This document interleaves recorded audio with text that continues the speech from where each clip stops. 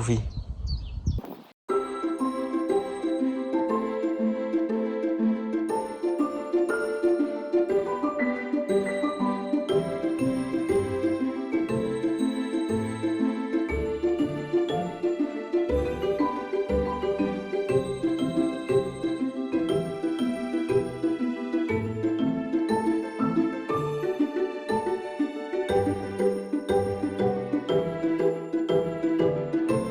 Welcome to this little series about the most chic table for the planet. If you want to see how to reach this final result, don't hesitate to watch the other videos of the series. It also works very well with a bench. So don't hesitate to watch the other videos. Hello my friends, welcome to the second video about the subject of protecting rough wood. In the first video we've already placed the undercoating. I've already shown you all the utensils which are needed for that, and this applies also to the vitrification. Let's go! So one very important dimension for these works is the drying time of the coatings. So we're starting to have a look at these ones. So let's have a quick look at the instructions. After 1-2 hours, when the layer is well dry, directly put the first layer of vitrificator without sanding, and that's very important because it's a hassle to sand in between the coatings. So now we wait for 2 hours. And this one, you have to sand it with a 240. So one little hint which I learned from my ex-sister-in-law Nathalie, even if it indicates that you have to sand in between the layers, as long as you are putting the other layers rather quickly, meaning briefly after the drying time, let's say in 2 hours time, or let's say even the day after, then the new coating will somehow merge with the old one, and then last final sanding will perfectly do the job with a paper of 240 first, then 400 or 600, depending on your appetite for having nice surfaces. I've already taken from the cellar the vitrificator. This is the same that you have already seen in my video about how to remove a fire burn from the parquet. So now we turn to the vitrification. So I've rinsed my little container. I'm shaking this one here. Oops.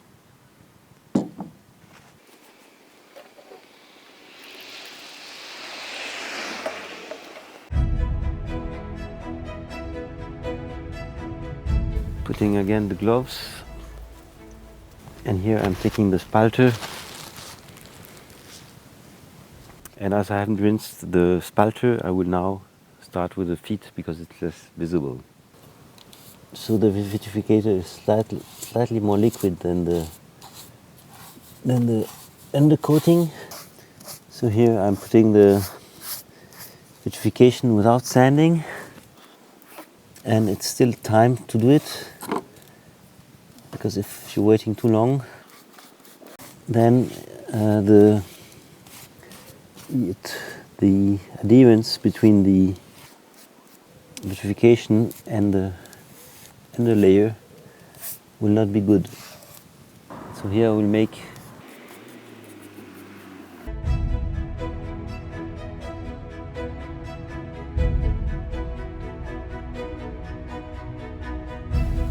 same approach for the vitrificator. First one coating at 90 degrees compared to the veins of the wood, and then in the direction of the veins.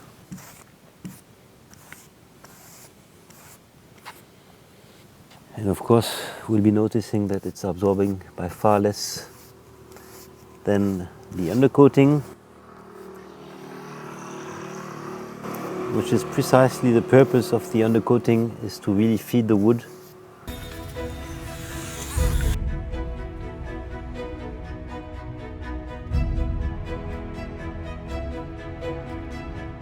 So don't hesitate to take some references. So here I'm making 2 boards by 2 boards.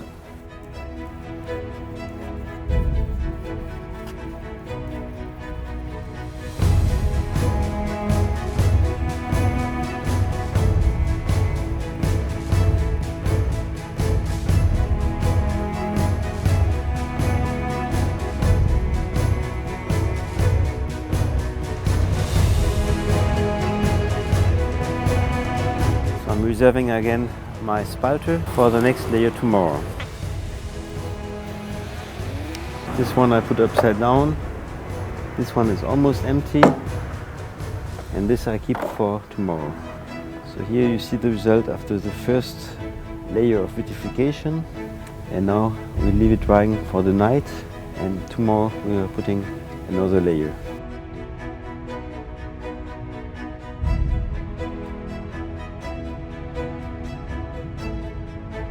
And now I'm giving a quick sanding on the top here, so that we'll be able to put next layer. So this here is a 240 paper, rather soft sanding, so this is a 3. Let's see if we go down to a 2.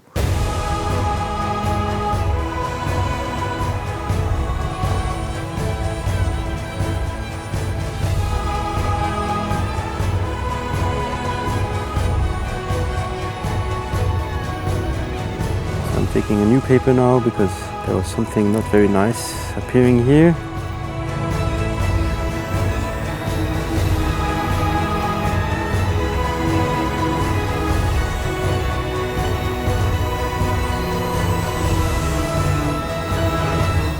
So this here is bird shit and it's really messing up my whole surface. So here I'm taking 120 paper.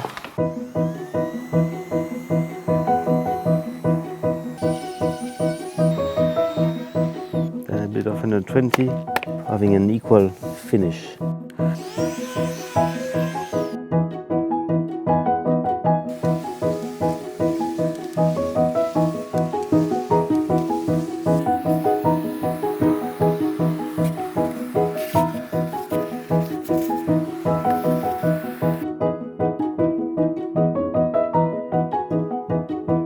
So here we are the day after, and of course a fundamental question you're asking yourself is how many layers you need to put. The answer is rather straightforward.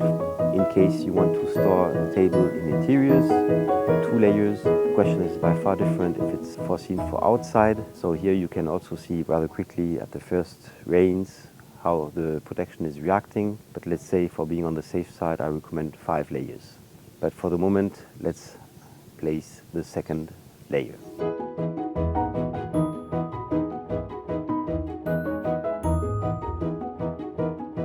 Finally, I'm keeping this upper part because I can place my spalter.